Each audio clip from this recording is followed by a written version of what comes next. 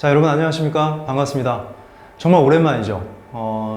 지난 3, 4주 정도는 중간고사 휴강 기간이어서 이제 업로드가 안 됐고, 이제 이번 시간부터 다시 지난번 수업을 내용을 이어서 또 열심히 가보도록 하겠습니다. 이제 여러분들에게 주어진 시간, 시험, 제일 중요한 시험이죠. 6월 평가원 시험을 대비해서 지난 6편까지의 내용들이 주로 이론적인 얘기였다면, 이제는 실전적으로 문제를 풀어내는 방식에 대해서 또는 이 문제에 들어있는 중요한 이론들을 정리해가면서 좀 알아보는 시간을 갖도록 하겠습니다. 그래서 6월 평가원 대비 실전 문법 문제를 직접 풀어보는 시간을 갖도록 하겠고요. 문제는 3문제입니다. 각자 여러분들이 가지고 있는 텍스트의 문제들이 지금 3문제가 있죠. 그 3문제를 지금 아직 풀지 않은 학생이면 영상을 잠깐 멈추고 문제를 푼 다음에 그 다음에 이제 하나하나 필기해 가면서 정리해 보도록 하셨으면 좋겠습니다. 6월 평가원 문제는 문법이 굉장히 어렵습니다. 교육청 시험이나 또는 기타 내신 문제하고는 다르게 많은 이론들이 들어가 있고, 한 문제 안에도 끌어낼 수 있는 예시들이나 이런 것들이 굉장히 복잡해요. 그러니까 필기를 잘 해가면서 나오는 예시들을 또 다른 데 적어서 정리해 가면서 이렇게 공부하셨으면 좋겠습니다. 첫 번째 문제를 먼저 보시죠. 자, 뭐 이렇게 생긴 문제입니다. 여러분들 지금 보고 있죠? 품사에 대한 정리입니다. 그래서 전형적인 평가원 스타일의 문제라고 볼 수가 있겠는데, 문장을 3개를 주고 그 문장 안에서 들어가 있는 그 품사들의 문맥적 의미 또는 그 품사를 결정하는 방식들, 그걸 알아내는 방식들, 이런 문제가 되어 있는데, 선지를 보시면 이것이 무슨 품사이다 정도로 끝나는 게 아니라 그 품사의 의미나 문맥적으로 하는 기능들, 이런 것들을 또 얘기할 수 있게 되어 있고, 또 품사를 기본적으로 구분할 수 있는 능력도 필요하다고 생각을 합니다. 자, 그럼 먼저 여기 나오는 기역, 니은, 디귿에 해당되는 밑줄친 부분에 대한 품사를 먼저 정리를 간단히 해보고 시작을 하죠. 자, 기역을 봅시다. 그곳에서는 빵을 아주 쉽게 구울 수 있다 라는 문장에서 밑줄이 지금 4개가 들어가 있습니다. 그곳 아주 쉽게 구울, 여기까지죠. 먼저 그곳 딱 보는 순간, 아, 이거 품사가 뭘까? 보자마자 품사가 떠올랐다면 너무 다행이고, 떠오르지 않았다면 사실은 이 문제를 접근하기가 쉽지 않습니다. 그곳은 사실 합성어죠. 그라는 관형사와 곳이라는 의존명사가 결합된 대명사입니다. 그런데 이게 합성어라는 것 또는 이 각각의 형태소가 무엇이라는 것만 안다 해서 이 문제를 이걸 바로 대명사다라고 한꺼번에 바로 알아낼 수는 없을 것 같아요. 그래서 나중에 이 단어는 분명히 어디선가 등장을 합니다. 특히 대명사에서는 너무 중요한 단어이기 때문에 이쪽에 정리를 한번 해보죠. 여러분들, 일단 이것, 그것, 저것, 대명사입니다. 그 다음에 이곳, 그곳, 저곳 역시 대명사고요. 여기, 거기, 저기도 대명사입니다. 이 9개의 대명사를 여러분들이 입에 익을 수 있게 좀 연습을 해 놓으시면 나중에는 이게 대명사가 된 원리나 뭐 그런 것들 다 떠나서 바로 대명사다라고 느낌이 올 겁니다. 잘 외워두시면 좋을 것 같고요. 여기는 지금 그래서 우리가 대명사구나 이렇게 정리하시면 됩니다. 아주 하면, 자, 이거 모르는 사람 없죠? 아주는 뭐 부사겠죠. 그 다음에 쉽게 할 때, 자, 이 개가 되게 중요한 건데요. 개를 여러분들이 반드시 외워야 될 것이, 이 개는 부사어의 그 문장 성분으로 만들어주는, 용언을 부사어로 만들어주는 부사형 전성어미라는 말을 씁니다. 그래서 쉽다라고 하는 용언을 부사어로 만들어주는 거예요. 다만 품사는 바뀌지 않습니다. 자, 중요한 건 이 개가 어미라는 거죠. 개가 어미이기 때문에 품사를 바꾸는 접사하고는 관련이 없다. 그래서 우리는 쉽게는 그냥 쉽다에서 어미가 활용한 것이구나 라고 이해를 하시면 되고, 쉽다는 뭐 성질이나 상태를 얘기하는 형용사가 되겠죠. 자, 기역 문장의 첫 번째 포인트입니다. 물론 대명사도 외워야 되겠지만 여기 나오는 쉽게, 개가 어미라는 걸 알아야 쉽다가, 쉽게가 부사 뭐 이렇게 가면 안 되는 거지. 이게 형용사로 갈 수 있는 원리가 됩니다. 그 다음에 이제 구울 이런 거 나옵니다. 구울은 당연히 기본형은 굽다가 되는 거니까 동사가 되겠죠. 자, 일단 품사를 기본적으로 알아봤고, 그 다음에 두 번째 문제 한번 보세요. 그 있습니다. 이 그는 품사가 뭘까요? 양쪽이 떨어져 있는 이, 그, 저. 그러니까 이, 그, 저. 이거 외우라고 했습니다. 예전에도. 이, 그, 저인데 양쪽이 다 떨어져 있어. 이렇게 띄어쓰기를 하고 단독으로 쓰는 단어 같은 경우 다 우리가 관형사라고 하죠. 자, 이거 관형사입니다. 그 다음에 자기, 가 할 때 이 가 주격조사죠. 그래서 일단 격조사라고 필기해 두시고, 잘 잤다. 아주랑 거의 비슷하죠? 잘 잤다. 이거 부사죠. 자, 관형사를 골라내는 게 좀 중요했었네요. 그 다음에 디귿에 멋진 할 때 기본형이 어떻게 되죠? 멋지다가 됩니다. 그리고 니은이 붙어서 관형어로 만들었어. 그러니까 관형어가 되었어요. 하지만 관형어가 되었다고 해서 관형사로 바뀐 건 아닙니다. 니은이 뭐예요? 아까 여기서는 이게 부사형 전성어미라고 했듯이 이걸 우리는 관형어의 형태, 그러니까 관형사의 기능만 하게 관형사의 형태로만 바꿔준, 성질을 전환해준 전성어미란 말을 씁니다. 그래서 관형사형 전성어미가 되고요. 어미가 붙었다는 건 그냥 어간어미의 이제 활용형이니까 결국엔 멋지다라고 하는 성질 상태를 얘기하는 형용사가 될 겁니다. 그 다음에 식당에서 할 때 이 에서는 우리가 잘 알고 있죠. 부사격 조사죠. 그래서 여기도 격조사라고 써주시고, 지어는 어때요? 이 지어는 기본형이 짓다죠. 여기 굽다처럼 짓다가 되니까 당연히 동사가 됩니다. 자, 기본적으로 품사에 대한 필기가 좀 됐으면, 자, 이제 1번 선지를 한번 보시죠. 1번 기억의 그곳과 니은의 그는 어떤 처소나 대상을 지시하는, 이때 처소는 장소를 얘기합니다. 장소나 대상을 지시하는 대명사이다. 이렇게 나오는데, 자, 어때요? 그곳은 대명사이지만 그는 뭘 했어요? 그는 관형사입니다. 자, 이거 틀렸네요. 그곳은 맞지만 그는 틀립니다. 바로 답이 나왔네. 적절하지 않은 거 찾는 거였어요. 그래서 답은 1번이 됩니다. 문제는 그곳이라는 대명사를 정확히 알고 있고 그라는 관형사를 정확히 알고 있어서 1번을 딱 썼어요. 그래도 나머지 뒤에 이어지는 2, 3, 4, 5번의 선지가 굉장히 복잡하고 어렵기 때문에 그것이 왜 맞는 답인가를 확인하는 게 되게 중요하겠죠. 두 번째 보십시오. 기억의 아주와 니은의 잘은 할 때 기억의 아주와 니은의 잘은 용언 앞에 놓여서 그 뜻을 한정하는 부사이다 이렇게 되어 있는데, 한정한다는 거 뭡니까? 쉽다. 아주 쉽죠. 쉬운 건 이만큼인데 아주 쉬워. 뜻을 한정했죠. 그 다음에 여기 잘 잤어요. 잔 건 이만큼의 어떤 의미가 있는데 이 중에 아주 잘 잤다는 의미로 한정을 하고 있죠. 그렇기 때문에 한정하는 부사이다 라는 것이 맞는 선지가 됩니다. 특히 이렇게 용언 앞에 놓여서 그 뜻을 한정한다 라고 해서 용언 앞에 놓이는 이런 부사들을 우리는 성분부사라고 합니다. 그래서 아주나 잘은 여기서 성분부사가 되겠죠. 맞는 선지가 됩니다. 그래서 정답이 아니다. 자, 세 번째 보세요. 디귿의 기억의 구울과 디귿의 지어는 용언의 어간이 불규칙적으로 활용되는 동사이다 이렇게 되어 있는데, 자, 이게 동사까지는 맞아. 그런데 이 다음이 불규칙적으로 활용된다는 것을 우리가 이것이 왜 옳은가에 대해서 확인을 해야 됩니다. 불규칙적으로 활용된다. 우리가 흔히 이제 활용이라고 하면은 어간 뒤에 다가 오잖아, 기본형에. 여기에 고, 지, 니 이런 것들이 막 붙어가지고 변하냐 안 변하냐 이런 걸 얘기하거든요. 물론 용언의 활용이 되게 복잡한 이론이기 때문에 얘기할 거리가 길지만 여기서는 이 구울만 보십시오.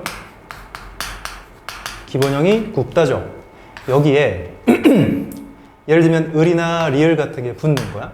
이렇게 되면 비읍이 우로 변합니다. 그래서 정리하면 구울이 되거든요.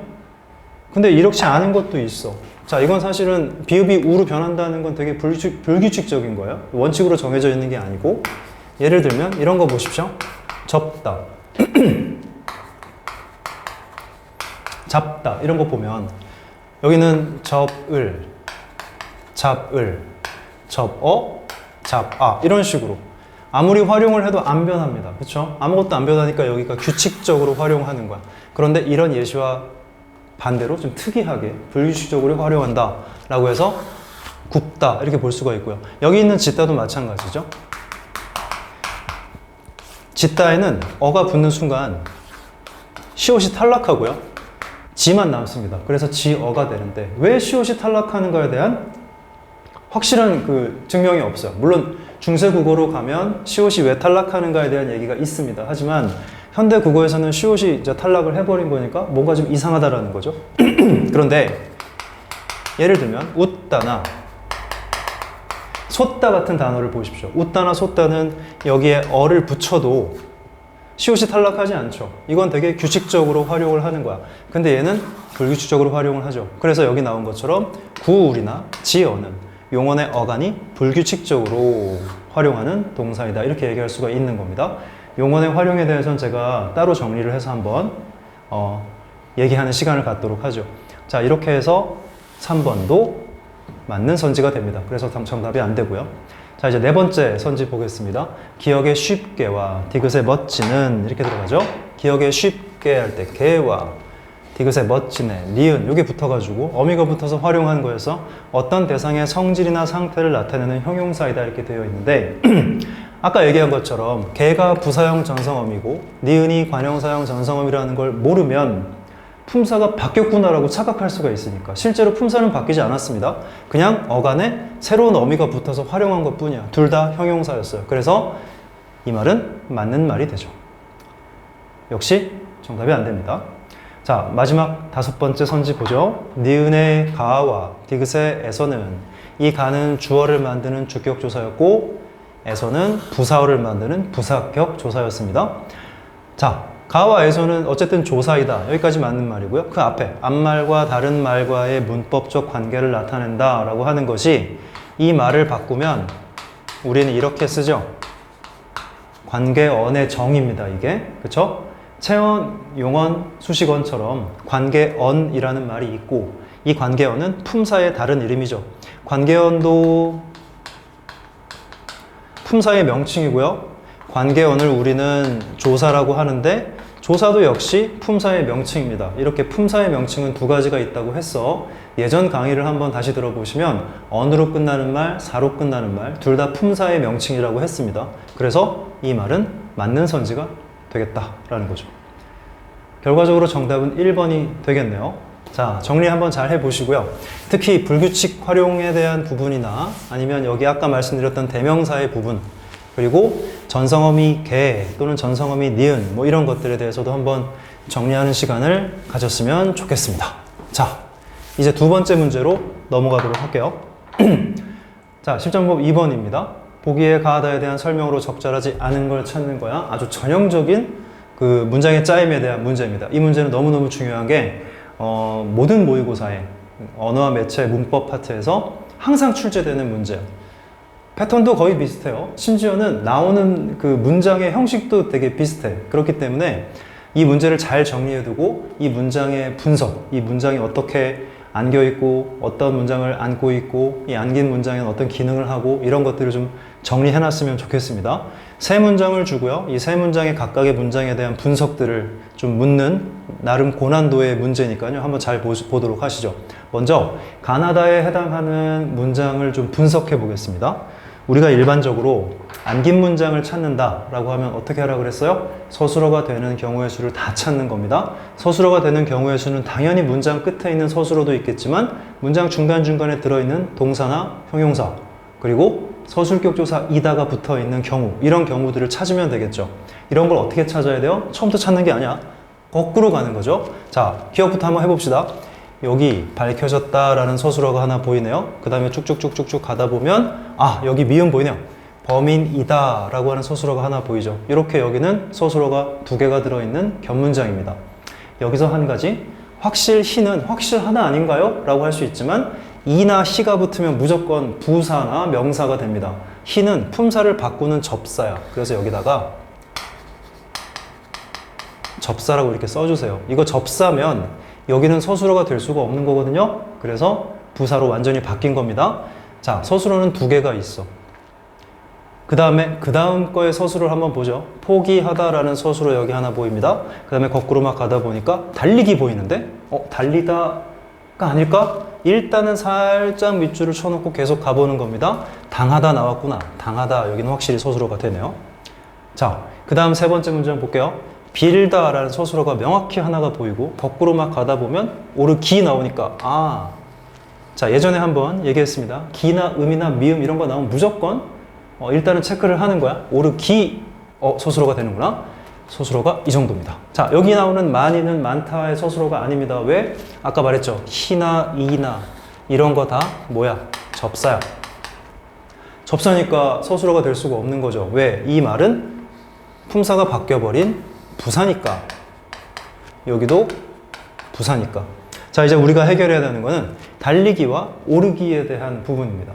달리기는 달리다에서 나왔을까요? 아니면 달리기라는 명사일까? 이런 걸 생각해 봐야 되는 거야. 자, 우리가 흔히 용언을 부사가 꾸민다고 하잖아요. 많이 오르다. 서술성이 있죠. 그래서 우리가 이때 기는 어미라고 합니다. 그러니까 이건 서술어가 될 가능성이 충분히 있는 거죠. 그런데 여기 봐. 장애물 달리기야. 여기는 부사가 꾸미는 게 아니라 명사가 그냥 꾸미고 있어. 관용어가 꾸미고 있는 거야. 관용어가 꾸미는 건 체언이죠. 그러니까 우리는 이 기를 어미라고 하면 안 돼요. 왜? 이거 서술성이 없으니까. 장애물 달리다. 이상하잖아. 그치? 그래서 이 기를 우리가 어미가 아니라 접사라고 정리하는 겁니다. 그럼 얘는 서술어가 될 수가 없어. 얘는 그냥 뭐가 된 거야? 명사가 된 겁니다. 그래서 결과적으로 두 번째 문장의 서술어는 두 개밖에 없어요. 포기하다, 당하다 이렇게. 그 다음에 여기 빌다, 오르다. 여기는 밝혀졌다, 범인이다. 이렇게 되는 거죠. 자, 이제는 두 번째 작업은 뭐예요? 이제 안긴 문장을 찾기 위해서 거꾸로 다시 한번 가는 겁니다. 얘는 상관없어. 얘는 안긴 게 아니라 아는 문장의 서술어니까, 전체 문장의 서술어니까 상관없고 거꾸로 가다가 우리가 밑줄 친 부분까지 여기서 막는 겁니다. 여기까지 제대로 끊어줘야 돼요. 그 다음에 우리가 생각해야 되는 것은 음이나 미음이나 기나 형태적으로는 여기까지 포함이야. 이렇게 끝나는 거. 이렇게 끝날 때는 다 막아줘야 돼요. 왜? 이게 무조건 뭐니까? 명사절이니까. 자, 그래서 범인이다 라는 명사절이야. 뭐 때문에? 미음 때문에 명사절이 된 겁니다. 이 범인이다. 누가 범인이에요? 사람이 범인이죠. 사람을 꾸미는 그까지죠. 그래서 우린 여기까지 괄호를 쳐주면 됩니다. 그 다음에 머릿속으로 여기다 생각해봐. 이렇게 A라고 한번 해봐. A가 확실히 밝혀졌다. 이래야지 이제 문장이 성립하는 거죠. 그리고 이 A는 그 사람이 범인이다 라고 하는 문장이 안으로 쏙 들어가 있는 겁니다. 들어가 있는 명사절이라고 보시고, 자, 명사절을 먼저 찾아냈다면 명사절은 생각해봐. 명사절은 명사야. 그냥 체언의 기능을 하는 거야. 체언 뒤에는 뭐가 붙는다고요? 조사가 붙는다 그랬어? 조사가 여기 보이는구나. 이 조사는 격조사인 것 같죠? 그쵸? 이게 지금 뒤에 되다 아니다가 왔다면 보어일 수도 있겠지만 그게 아니니까 이건 무조건 주격조사가 됩니다. 자, 주어를 만드는 기능을 하죠. 됐어. 이 정도를 해놔야 우리가 정리가 됐다고 보는 거야. 자, 가의 문장은요, 그 사람이 범인이다 라는 문장이 명사절로 안겨서 주어의 기능을 아는 문장입니다. 이렇게 얘기하는 게 일반적인 정리입니다. 됐나요? 자, 이제 두 번째 문장을 보겠습니다. 자, 두 번째 문장에서는 포기하였다. 얘는 이제 신경 쓰지 말라고 했어. 거꾸로 가다가 달리기가 서술어인 줄 알았는데 실제로는 서술어가 아니었죠. 조금 더 가보면 당하다 나옵니다. 그러면 서술어가 끝나는 지점에서 그냥 괄호 치라고. 우리가 관형사절을 찾을 때, 이런 거 찾을 때 여기까지 괄호 치는 사람들이 있거든요. 요거 아닙니다. 왜? 서술어의 끝부분에서 치는 게 맞아. 당했어. 뭘 당했어요? 부상을 당했어. 누가 당했어? 선수가 당했어. 그런데 우리는 괄호를 다시 갈 수가 없으니 이렇게 그냥 괄호를 치는 겁니다. 그리고 우리는 요거를 A로 바꾼다면 A 선수는요. 자, A가 선수를 꾸미죠. 요게 선수를 꾸며. 그래서 우린 이걸 관형사절이라고 하는 겁니다. 자, 이 관형사절에 대한 얘기를 조금 더 우리가 심화해서 생각을 하면 여러분들은 관형사절을 찾으면 반드시 뭘 해야 되냐면 이 관형사절의 문장이 원래 어떤 문장이었을까를 판단해서 머릿속으로 써보든가 실제로 써보든가 해야 됩니다. 이게 익숙해지면 머릿속으로 그냥 해도 돼. 우리 한번 써보자. 부상을 당한 이라는 것을 밖으로 빼내서 완벽한 문장으로 하나를 만들면 어떤 문장이 되겠어요? 이 문맥상 선수가 부상을 당하다 라는 문장이 됐겠지. 그렇지. 선수가 부상을 당하다. 근데 문제는 뭐야? 선수는 이라는 말이 여기 있죠. 아는 문장 전체에 이게 들어있고 안긴 문장에도 이게 들어있어. 이게 중복되니까 하나를 뺀 겁니다. 그래서 여기 선수가를 생략한 거죠. 이렇게 생략을 해놓고 부상을 당한만 집어넣은 거야. 그래서 우리는 나의 문장을 어떻게 정리하냐면 나 문장은 부상을 당하다, 선수가 부상을 당하다 라는 문장이 관형사절로 들어가면서 선수를 꾸미고 특히 안에 있던 관형사절에 선수가라는 주어가, 그쵸? 주어가 생략됐습니다. 이렇게 합니다. 그래서 주어가 생략된 관형사절을 안고 있는 아는 문장입니다. 이렇게 이야기를 하죠. 제가 말씀드리고 싶은 거는 여러분들이 부사절이든 명사절이든 관형사절이든 이렇게 찾아낼 겁니다. 특히 명사절을 찾을 때 제일 중요한 것은 뒤에 붙어있는 조사를 확인하고 이 명사절이 어떤 기능을 하는지 보셔야 되고요. 관형사절을 찾으면 조사가 붙지 않잖아. 그럼 뭘 해야 돼? 원래 문장을 생각해서 생략된 성분이 무엇인가를 찾아내야 돼. 딱 두 가지야. 어차피 이 두 가지에서 답이 결정이 된다라는 거죠. 자, 마지막 문장 보겠습니다. 빌었습니다. 누가 빌었어? 학생들이 빌었지. 그러면 거꾸로 가다가 기 나왔어. 기 나왔네. 물론 이 기는 아니었지만 이 기는 지금 서술어가 되는 것 같아요. 그럼 여기서 막으라고 했습니다. 뭐가 올라요? 어떻게 올라요? 많이 오르죠. 뭐가 오를까요? 성적이 올라. 학생들이 올라? 아니죠. 학생들은 빌었죠. 그러면 여기서부터 괄호치면 안 되지. 학생들이 오른 게 아니니까. 이렇게 해야죠. 성적이 많이 오르다. 이렇게 된 거죠.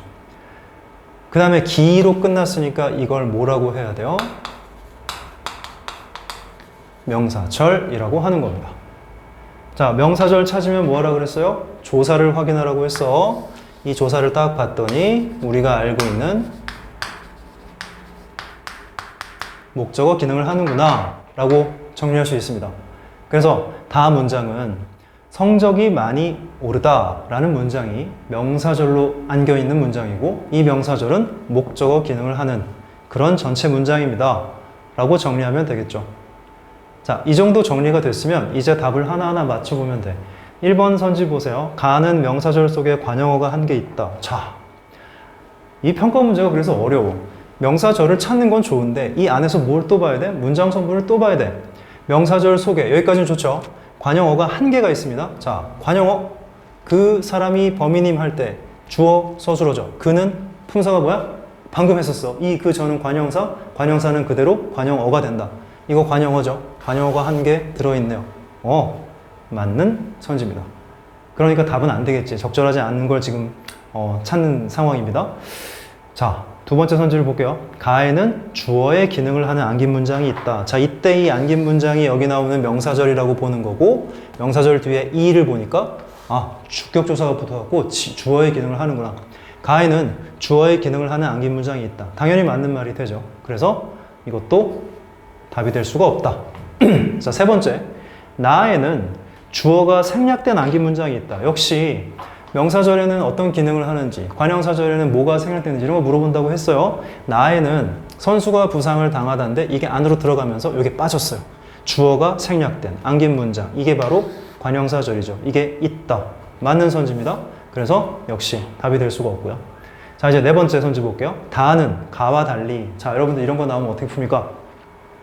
다는 가와 달리 할 때 다랑 가를 동시에 보느라고 막 머리가 아파. 그러다가 이게 적절한 건지 적절하지 않은 건지도 막 헷갈리죠. 자, 이거는 모든 문제, 현대시든 뭐 나중에 독서 지문이든 문학 지문이든 화작이든 다 똑같아요. 이런 형태의 문제가 나오면 여러분들은 주저하지 말고 여기다가 괄호를 치십시오. 괄호를 친 다음에 이걸 없다고 생각하고 그냥 봐. 다는 안긴 문장 속에 부사어가 있다. 자, 다에는 안긴 문장이 명사절이 있죠? 명사절을 잘 보니까 이 명사절 안에 성적이, 주어, 많이, 부사어, 오르기, 서술어죠. 많이라는 부사어가 있네. 자, 이제는 가와 다른 가를 봐야죠. 가의 안긴 문장 속에, 자, 관형어, 주어, 서술어죠. 여기는 부사어가 없네. 그러니까 다는 가와 달리 안긴 문장 속에 부사어가 있다라는 게 맞는 선지가 됩니다. 자, 4번도 답이 안 되겠네. 자, 마지막 5번이네요. 나와 다에는 목적어의 기능을 하는 안긴 문장이 있다 이렇게 나와 있는데 나와 다에는 봅시다. 자, 다부터 보면 다의 명사절이고 목적어의 기능을 하는 조사가 붙어 있었어. 그러니까 다에는 목적어의 기능을 하는 안긴 문장이 있다. 당연히 맞는 얘기가 되겠죠. 요거는 맞습니다. 자, 그러면 나는 어떨까요? 나의 안긴 문장은 관형사절은 무슨 기능을 하겠냐? 관형사절은 당연히 관형어의 기능을 하겠죠.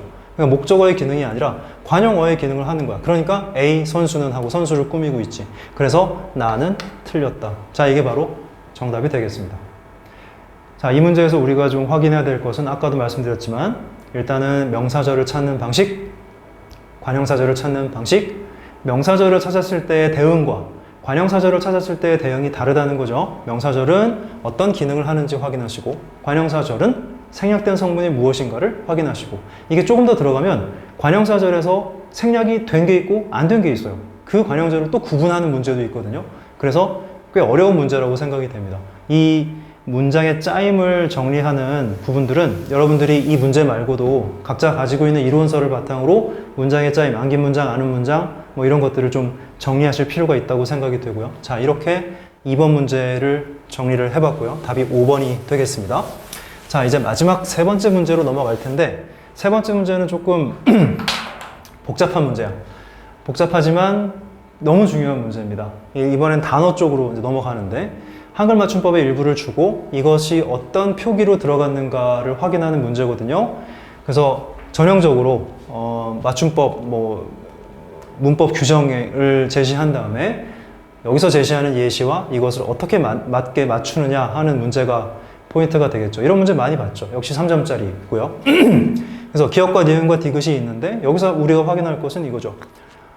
뭐 어쩌고 저쩌고 저쩌고 저쩌고 저쩌고 해서 어떻게 원형을 밝혀 적는다 이런 거고 어쩌고 저쩌고 저쩌고 해서 원형을 밝혀 적는다. 여기도 역시 원형을 밝혀 적는다 이렇게 나옵니다. 자, 원형을 밝힌다는 게 도대체 무슨 말입니까? 원래 형태를 밝혀 적는다는 것은 원래 형태를 그대로 유지해서 적는다는 거야. 그래서 여기 나오는 먹이 같은 것도 마찬가지죠. 이걸 소리 나는 대로 적으면 먹이가 됩니다. 발음 비호가 이렇게 되니까. 근데 이렇게 표기하는 게 아니라 이렇게 표기하죠. 원래 어간의 원형을 밝혀주는 거야. 뭐 이런 말도 마찬가지야. 그 피 같은 경우도 발음은 그 피로 납니다. 격음화가 되죠. 격음화가 돼서 이렇게 나오지만 우리는 격음화 이전의 모습, 급이라는 이런 어근의 원형, 원래 형태를 밝혀주는 거야. 접사의 형태도 당연히 밝혀지겠죠. 그래야지 이게 어떤 식으로 조합이 된 것인가를 명확히 알 수가 있으니까 물론 원형을 밝혀 적지 않는 경우도 있지만 이 문제에서는 원형을 밝혀 적는 경우에 한해서만 정리하고 있습니다. 그래서 이걸 좀 더 자세히 좀 들여다보도록 하시죠. 19항부터 먼저 확인을 해볼게요. 어간에 하고 시작하는 거예요. 이거 너무 중요한 거예요. 그러니까 이게 용언이라는 전제가 붙는 거죠. 어간에 이가 붙어서 명사로 되는 것 이런 거죠. 그러니까 어간에 이가 붙어서 먹다에 이가 붙어서 명사가 되는 것, 놀다에 이가 붙어서 명사가 된 것,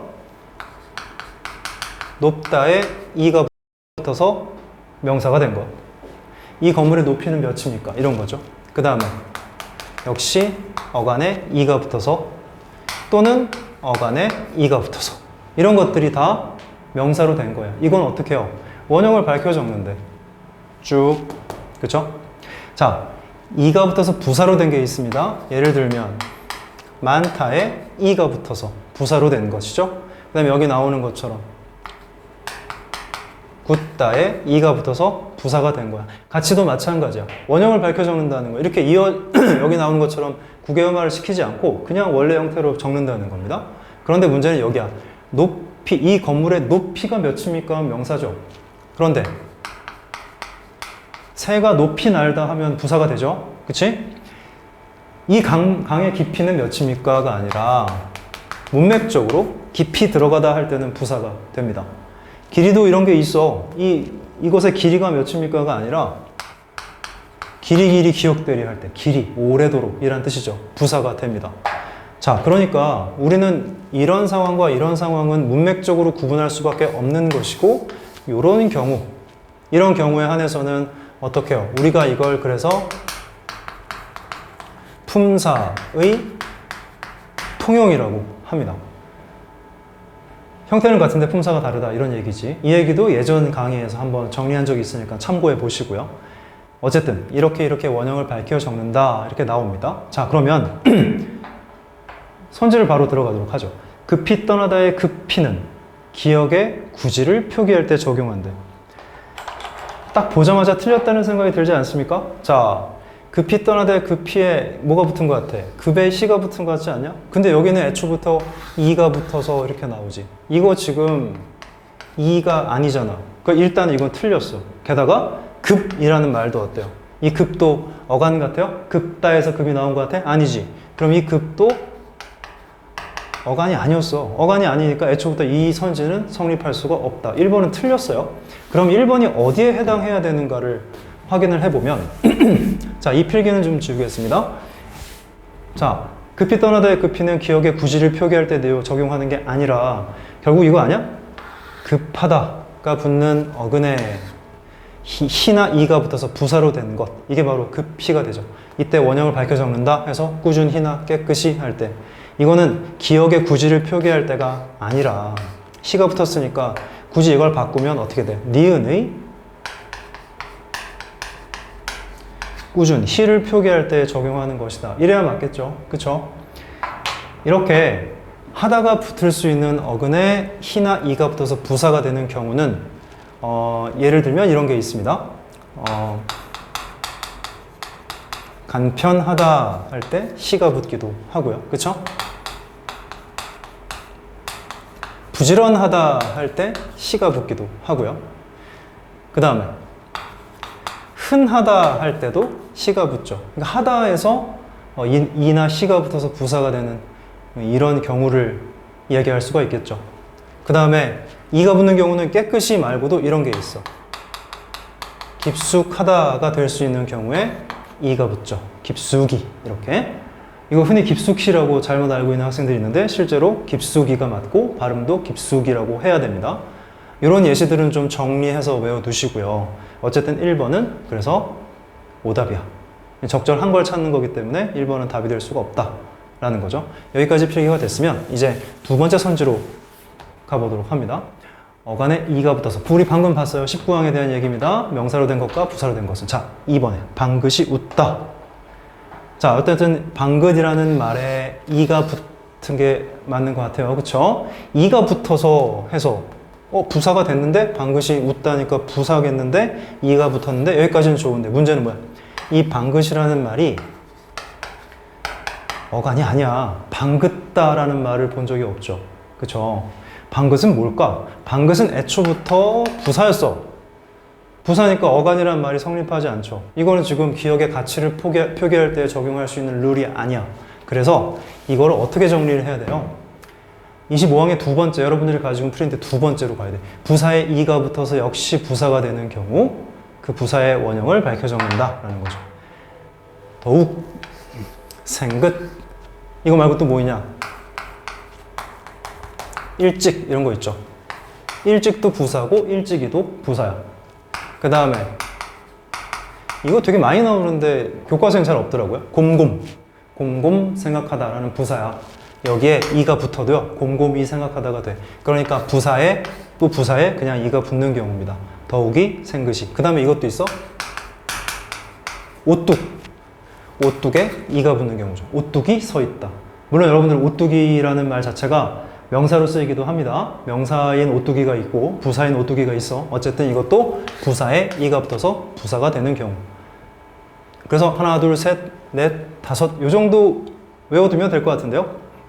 그 다음에 이제 이걸 추가하면 되는 거지. 실제로 방긋이 웃다의 방긋이는 기억의 가치가 아니라 이게 아니라 디귿에, 그쵸? 이 중에 하나 써주면 되겠죠. 더욱이나 생긋이를 표기할 때 적용하면 되겠습니다. 그래서 2번도 정답이 안 된다. 자, 됐습니다. 자, 이제 세 번째 선지를 같이 확인을 해보시죠. 아까 얘기했듯이 하다가 붙는 어근에 이나 시가 붙어서 부사가 되는 경우입니다. 자, 많이 먹다의 많이는 이건 이제 바로 나오죠. 우리가 아까 정리를 해놨어.